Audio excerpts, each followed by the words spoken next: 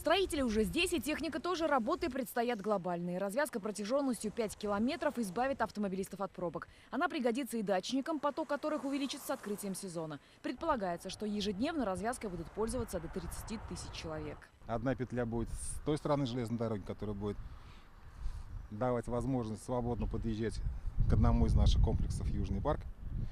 И вторая петля будет с этой стороны дороги, которая даст возможность свободного заезда на микрорайон «Времена года» и на микрорайон «Станция спортивная». Мое личное мнение, что строительство и развязки на этом направлении — это вообще такое событие, наверное, нестандартное для Казани.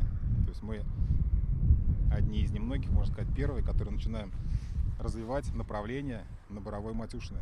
После завершения строительства жители новых комплексов получат удобные заезды. Сейчас в районе трассы Казань-Боровое-Матюшино компания Сувар Девелопмент возводит 3 жилых комплекса. На всех объектах активно идут работы. Сейчас вы можете наблюдать активное строительство домов в данном жилом комплексе. На заднем фоне вы видите уже заселенные дома, ну и, соответственно, строительство новых домов. Сейчас уже построено и сдано в эксплуатацию 7 домов. Еще 2 дома находятся в высокой степени строительства.